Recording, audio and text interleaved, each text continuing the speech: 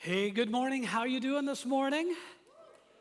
Yeah, welcome to Cornerstone. We are so glad you are here to spend some time in worship, and hopefully you'll be able to grow in your faith this morning.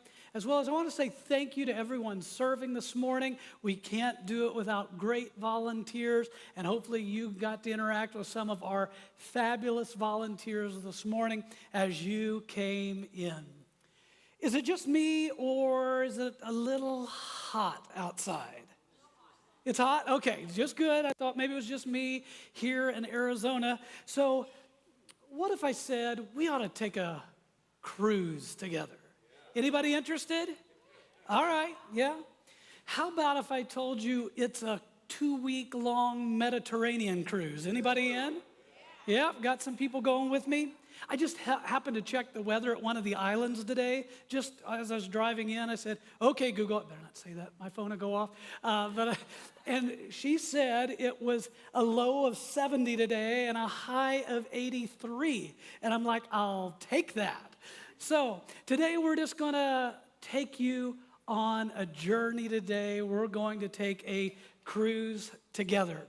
So this cruise is going to take off. It's going to be a Mediterranean cruise. We're going to sail from the city of Caesarea in Israel. So you might want to check out a few Holy Land sites before you take off. But from there, we would sail up to a port city called Sidon in today's Lebanon.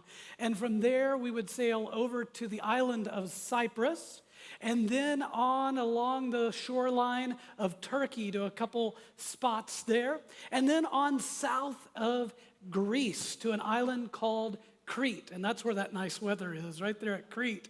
And then we would take this long journey across some open water as we head toward Italy and Sicily, where you can, on the top deck, the Lido deck, just letting the wind blow through your hair, and you're looking out on the horizon hoping to see a whale or a dolphin or these sea turtles. But then you come across some land and you have to go through the Strait of Messina, where you've got Sicily on your left and Italy on your right. And as you go through this strait, the ocean opens up again as you sail along the shoreline of Italy. And man, you get to look at these beautiful beaches as you go along the shoreline, because our ultimate destination would be inland at Rome. Anybody signing up? Yeah, you're with me. You're with me. So let's talk about this for just a second. Hopefully you've got this mental image, this mental picture. Is this the ship that you're going to be sailing on?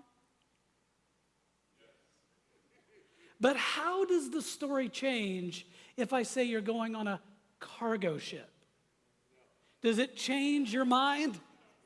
What if we downshifted a little more? You said there's a lower gear than the cargo ship? Yep. How about we're going on a biblical time, 2,000-year-old cargo ship? I think I probably lost a couple of you on this journey, right? But isn't that what life is like? We have this picture of what our life could be and should be. But as we start walking through life, we start going on this faith journey, we start to figure out there's some cargo ships in our lives. And life doesn't just look exactly the same. This trip of a lifetime, these beautiful, gorgeous sights that may be there on our journey, we begin to lose sight of the beauty along the way. Today we're going to walk through Acts chapter 27 and a little bit of Acts chapter 28, and we're going to follow this exact journey. It's the exact cruise. And I think if you were on this ship, you might lose sight of some of the beauty as we see the Apostle Paul on this ship. So if you're not familiar, if you've got a paper Bible with you, open it from the back, work your way to the left.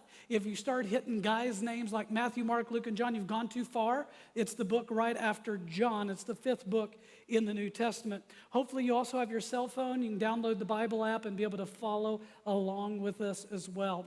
But whenever you get to Acts chapter 27, verse 1, here is what it says. It says, when it was decided that we should sail for Italy, Paul and other prisoners.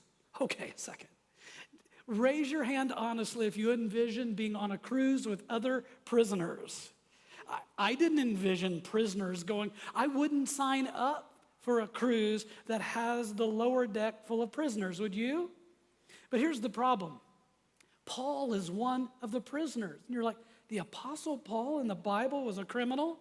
Yes, if you believe preaching the gospel in Jerusalem was a crime.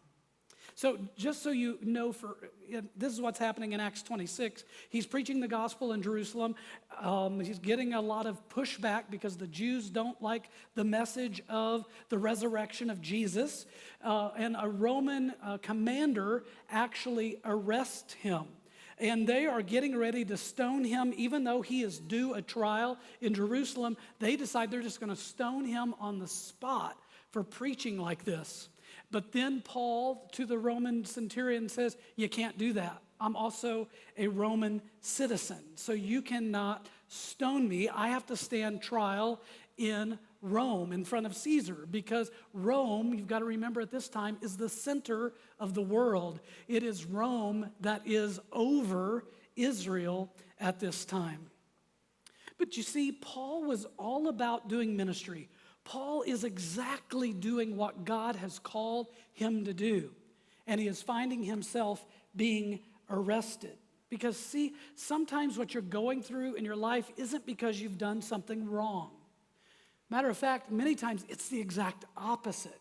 You find yourself in a difficult part of life because you're doing exactly what God has purposed you to do and exactly what God has called you to do. But here's what's happening. Even though Paul is a prisoner and he's on this ship being transported for trial in Rome, God is going to use this for good.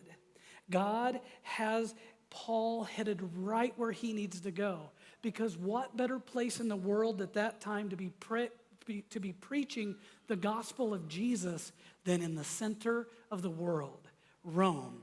God's just got a different path to get him there. So the main idea for today, the main thing we're going to be talking about is this. It's on your notes as well. When life doesn't go always as you have it planned, knowing your purpose or knowing your calling is essential to get you through those difficult times. As you continue reading on from verse 1, mainly in verses 4 through 9, there are a bunch of phrases that are used to foreshadow what's getting ready to happen. And whenever you read verses 4 through 9, here is what is said. Winds were against us. Slow headway for many days. Had difficulty. Moved with difficulty. Couldn't stay on course.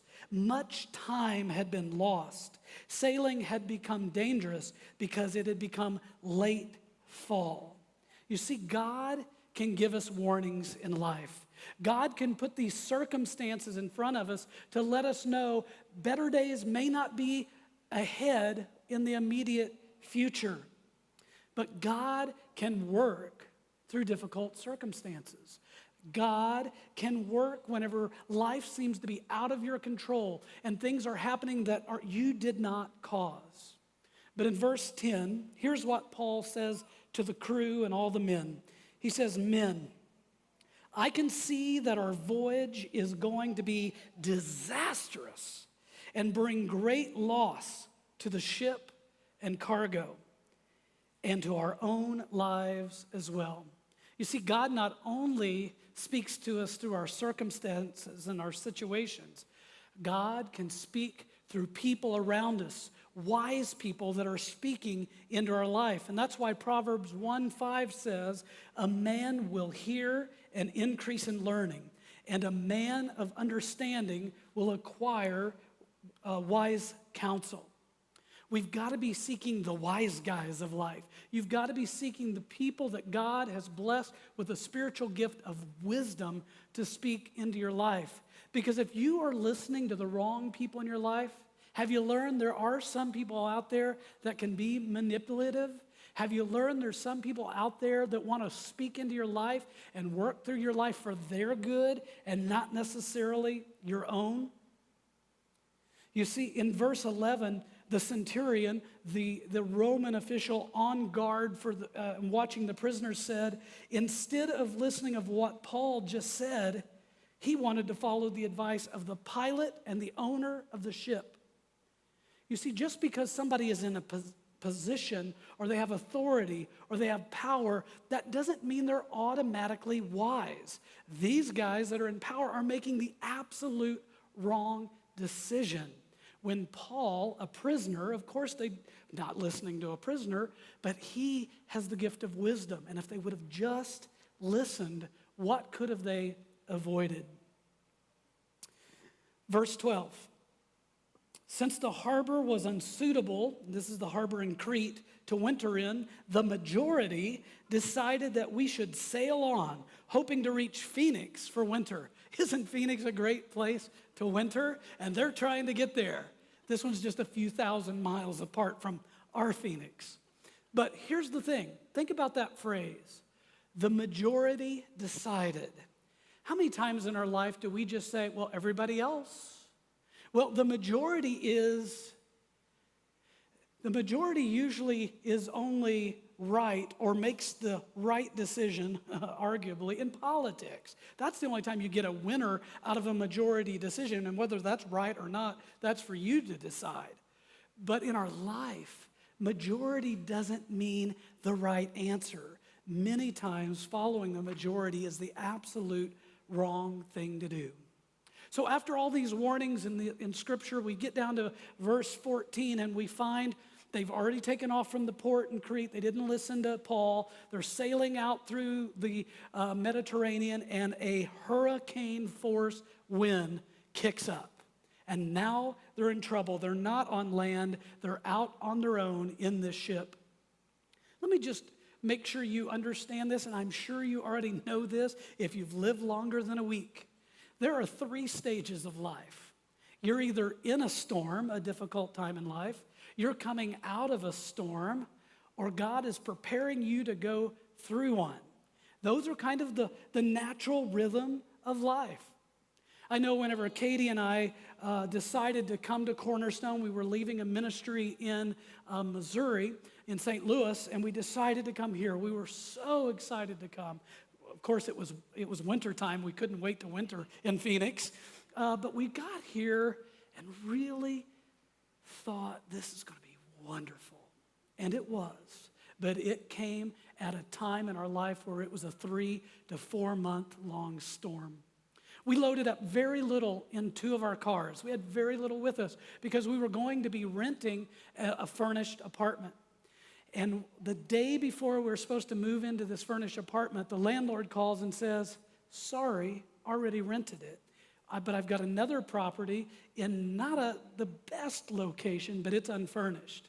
So I run to Walmart, I buy a futon, I run to IKEA, I buy a mattress, we throw it on the floor, and that's our life for the next 2 months with a 13-month-old. From there, it gets even better. Katie went to the dentist for just a normal checkup, and the dentist says, guess what? You have to go through 6 dental procedures, and before I can do that, you have to have gum surgery. That sounds like fun. All of this was going on. Kyler was sick 10 out of the first 15 weeks. I was driving to the office and a rock pops up. My windshield cracks all the way across. Katie's driving her car. She has damage to a tire. We have to replace all 4 tires. We were trying to sell our house in St. Louis, and the contract went through. We're getting ready to close on the day, and it fell through on the day it was supposed to close. 2 months later, we get another contract. Guess what? It falls through as well, and we're loving owning 3 homes at a time. Nothing like it. Don't recommend it. I'm in a new job. I'm learning a new culture. I'm learning new people. You guys. We are learning the rhythms of ministry at Cornerstone. We bought a house that we had to completely gut. And of all months we're trying to buy it is in the month of February, where we've got 24 days to close. And the owner goes missing. It was the year the Super Bowl was here. She goes missing for 10 days working at the Super Bowl, and nobody can get a hold of her. The appraiser comes, and the appraiser said, if you can't fix all of these plumbing issues, electrical issues, gas line issues in the next 4 days, I will not sign off on the appraisal. So I'm working after work all night long for 4 nights in a row to do major opening up walls, doing major repair. And she signs off on it on Friday. And finally, the good news, she signs off on it Friday, and we close Friday afternoon. I'm wore out simply remembering that. And how many of you are sitting here today worn out, remembering what's happening yesterday and what you're going home to deal with today? And it's not because you've done anything wrong. Maybe it is, but it's likely not because you've done anything wrong. And it's likely not that you've turned your back on God. Paul's in the middle of his ministry doing exactly what God has called him to do. And he finds himself in the middle of a hurricane. Let me tell you one thing. If you're in the middle of life and you have no idea what to do next, let me tell you what you are. You're normal. You are absolutely 100% normal, because life has its ups and it has its downs. In verse 17 of chapter 27, we find all of these guys in all of their wisdom. When you don't know what to do, you got to do something. So what do? They're in our hurricane wind, and they're like, well, let's just run a rope around this baby. We can tie a little bow on top, and we'll be all safe.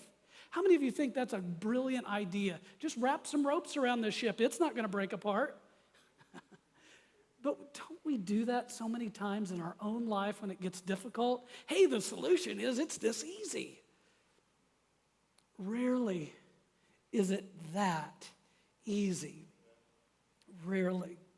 You see, you've got a choice. And you can follow popular culture, or you can follow what God might have for you. Because popular culture says in desperate times, it calls for desperate.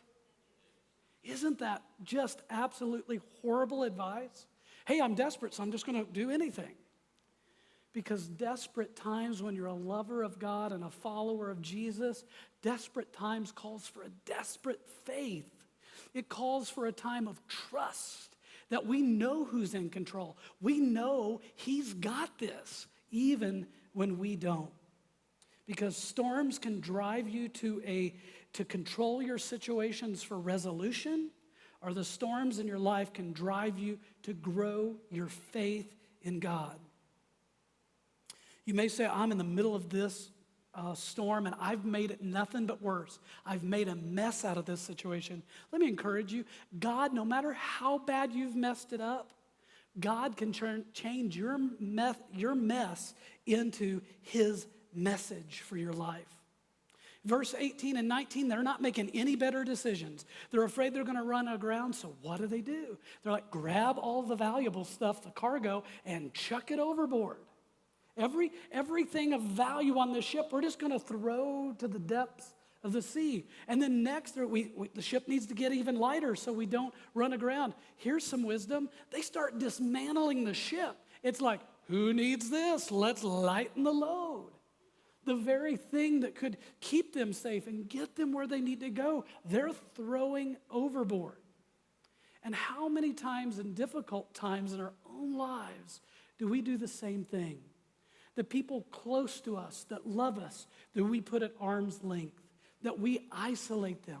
But let me tell you, that is Satan's oldest trick, is to get you alone so he can speak things into your life that you should not hear and don't want to believe. We can't isolate ourselves in difficult times. We a lot of times lose our confidence, our courage in difficult times. We lose some faith and trust in God because we are struggling, and we lose our faith, we lose our hope. But let me remind you, 1 Corinthians 13:13 says, and now these three remain: faith, hope, and love. You got faith in a God who loves you, and you have a hope for your future. Continues on in the story in verse 20. It's such a bad storm, they can't see the sun, they can't see the moon, they can't see the stars, they can't navigate because that's their navigational instruments. When life gets hard and dark, we many times lose our way because we forget to focus on what God has for our life, our purpose, and our calling. Verse 21, it said, after they had gone a long time without food. Aren't we the first ones we forget or stop taking care of in difficult times? We forget to take care of ourselves because if we're not in a healthy place, it is hard to help get back to a healthy place in your life. They'd gone a long time without food. Paul stood up before them and said, men, you should have taken my advice not to sail from Crete. Then you would have spared yourselves this damage and loss. Can you hear it in his voice? If you would have, blame. Blame never leads us to a better place. It takes us deeper into darkness. Casey Stengel, 1950s manager of the New York Yankees and on later World Series champions, he also managed the Mets. He had to say this about blame. All blame is a waste of time. No matter how much fault you find with another, it will not change you. The only thing blame does is it keeps the focus off of you when you are looking for reasons to explain your unhappiness and your frustration. Blame is a dead-end road. Blame is a game that will end with you losing every time. Let's continue on with our cruise over, starting in verse 22 of Acts 27. It says, now I urge you to keep up your courage. In difficult times, it's easy to lose that courage. But here's what Paul's telling us. In difficult times, keep up your courage, because not one of you will be lost. Only the ship will be destroyed. Last night, an angel of God to whom I belong and to whom I serve stood beside me and said, do not be afraid, Paul. You must stand trial before Caesar, and God has graciously given you the lives of you and all who sail. So keep up your courage, men, for I have faith in God that it will happen just as he told me. Nevertheless, we must run aground on some island. Courage. Keep up your courage in difficult times. We find here that God, out of his graciousness, sends an angel to Paul. And this angel's message tells him the what. Here's what you're getting ready to go through. And that's what we need to, we're usually not as lucky to have an angel show up to us and say the what. But Paul had that advantage. He knew the what, and he also knew the why. He knew he was called to go to Rome, the center of the universe, to share the gospel. And the angel says that by saying you will stand trial in front of Caesar. He knows the why is to go to Rome. But look what the angel did not give him. He did not give him the details. He did not say from moment to moment to moment, here's what's going to happen. And don't we find out the devil's in the details most of the time? Don't we find out that we're wanting to move from detail to detail, and we lose focus, that laser focus on what God has called us to do. As humans, we want to know the reason why. But you see, your faith bridges the gray gaps between the black and white of the what and the why. It's your faith that helps you through that. And why do we want to know a reason? Wouldn't it be so much more powerful knowing who God is to seek a revelation? Isn't it always more powerful to have the what does God want me to do here, the revelation, than the reason why I'm going through that in my life? And that, my friends, is exactly what we need to do. We need to move from saying, why God, to why not God?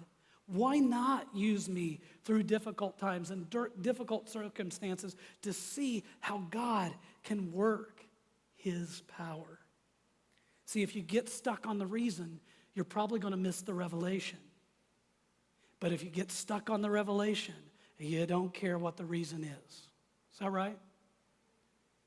So I've got a little son. Most of you know him, 4.5 years old. His name's Kyler. Most of you know him. Most of you understand Kyler. Some of you have him in class. You know what I'm talking about.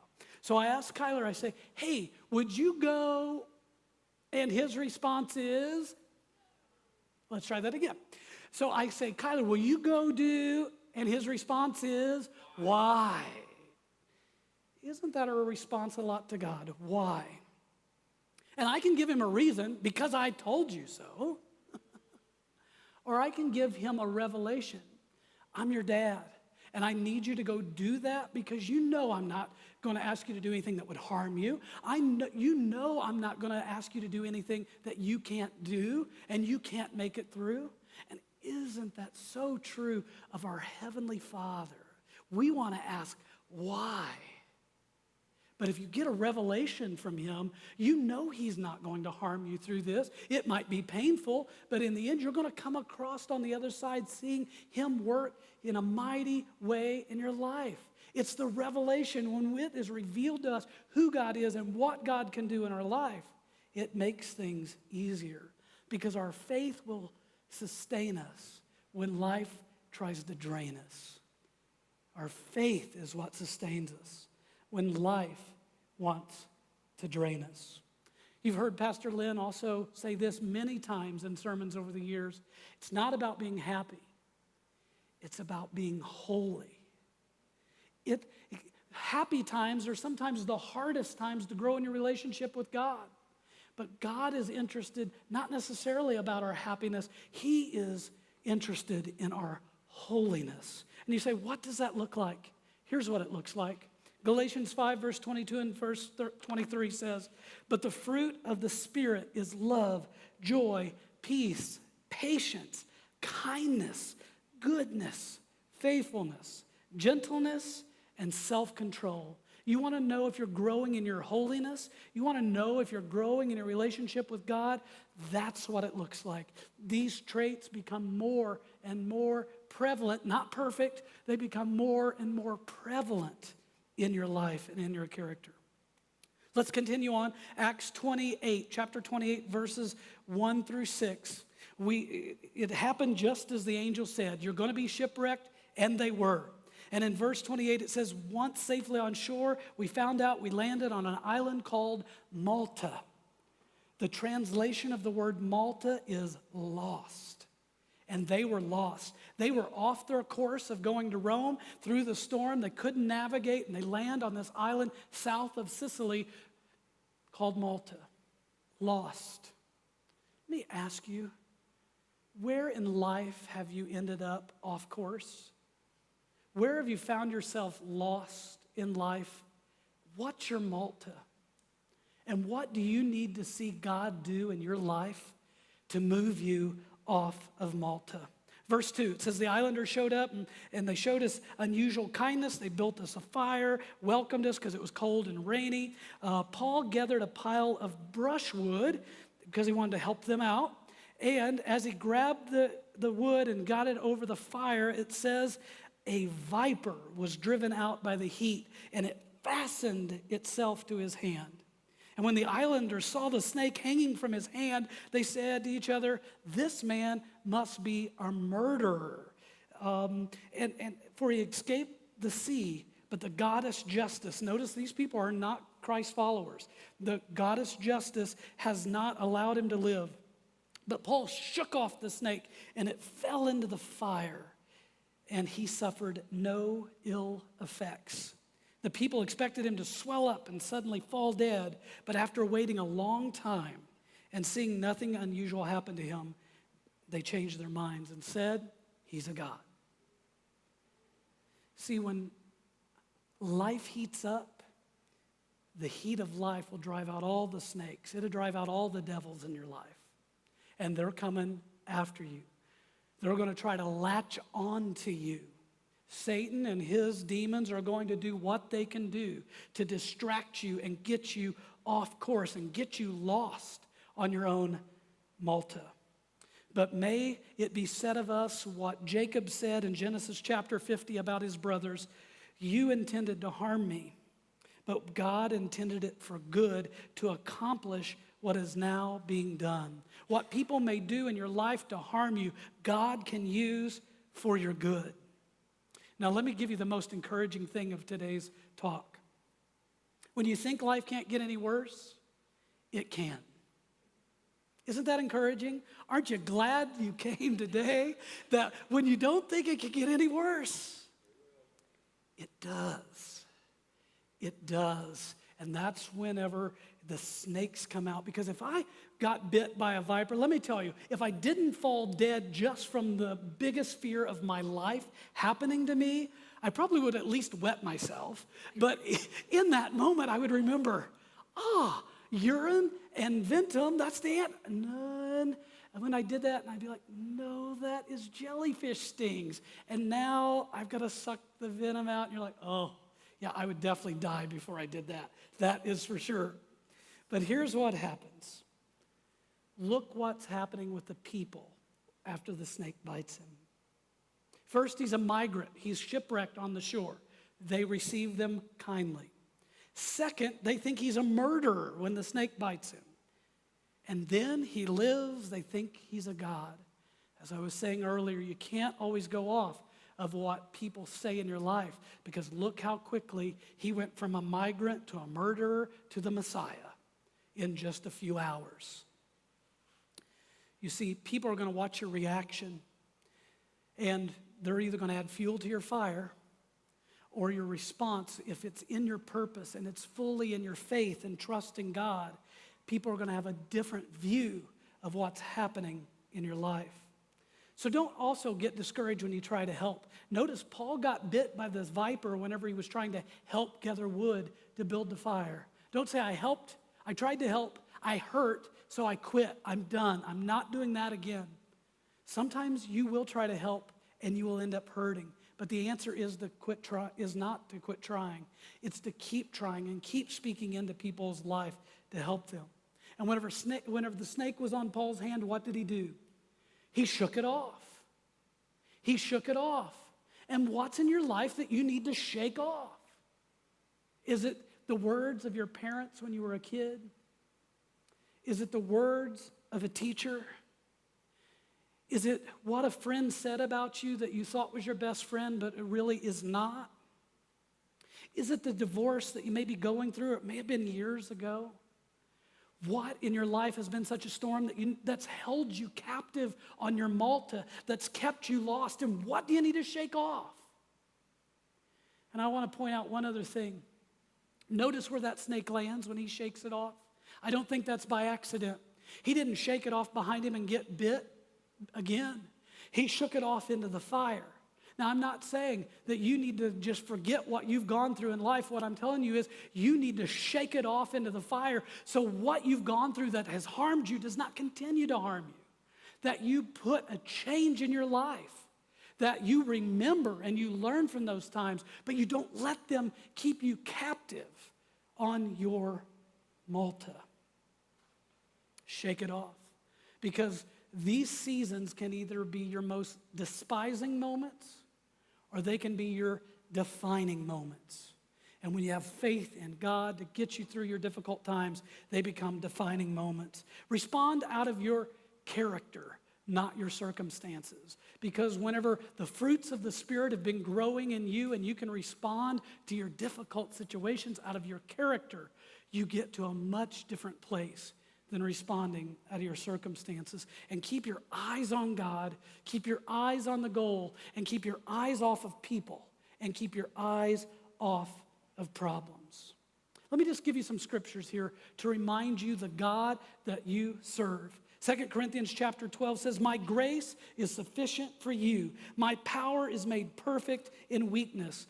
In Isaiah, he says, no weapon formed against you shall prosper. Every voice against you that's raised up against the accuser will be silenced. In Jeremiah 29:11, it says, for I know the plans I have for you. They are for good and not disaster. They are to give you a future and a hope. Romans 8:28 says, for I know that all things, not each individual thing, but all things in life collectively work for the good of those who love him and are called according to his purpose. Romans 8:31 says, if God is for us, who can be against us? Romans 8:35 goes on to say, who shall separate us from the love of Christ? Shall trouble or hardship or persecution or famine or nakedness or danger or sword? No, we are more than conquerors through Christ our Lord. For I am convinced that neither life nor death nor angels nor demons nor the present or the future nor any power, neither the heights nor depths or anything else in all of creation will be able to separate us from the love of God. And if you're still not convinced, one last scripture. Philippians 4:13 says, I can do all things through Christ who gives me strength. Find that encouraging today. When you're in difficult times, turn to God's word for encouragement. And stop asking why God, and start asking why not God. Let's wrap up this story. Let's wrap up this journey on Malta. And verses 7 through 10, here's where the story lands. He is taken into the home of what is called the governor, probably of the island. His name is Publius, which is proof that his parents love him more than you because they named him Publius. But they welcomed all these men in their home, and they were generous, and they showed them hospitality. And verse 8 says this: his father was sick in bed, suffering from fever and dysentery. And can't you see Paul at this moment saying, aha, I know now what I'm here for, why I didn't go directly to Rome. I'm here for this very moment. I'm here because his dad is sick of the leader of this island. I'm here to show them the power of God. I'm here to let them see the healing that comes from God. And what Paul did is this. He said Paul went in to see this governor's dad, and after he prayed with him, he laid his hand on him and he healed him. He healed him. You've got to stay focused on your purpose and calling. Paul did that. Right here, he's got it. That's my purpose. That's my calling. That's why I'm here. And notice what he did. The same hand that the snake bit, that God healed, is the same hand God used to lay on his hand of this dad to bring healing. The same place that you've had hurt in your life that God brings healing is the same place, the same situations that God wants you to share with others to bring his healing in their life. Verse 9, when this happened, the rest of the sick on the island came and they were cured. You see, Paul went from a migrant. They thought he was a murderer. Then they thought he was the Messiah. Then he became a miracle worker of healing this dad. But then he created a whole movement. The whole island came to him, and they were healed. And he was able to share with them the gospel message of Jesus. And then finally in verse 10, they honored us in many ways, and when we were ready to sail, they furnished us with supplies we needed. You see, he went from the miracle worker, from the movement leader, to back on mission, to being a missionary. And you see, and it's our difficult times where God can show up and use those very circumstances to be able to fuel us and to be able to fund the vision God has for our life. Where I started is where I'll end. When life doesn't go exactly as you have planned, it is knowing your purpose, it is knowing your calling that is essential to sustain you through difficult times.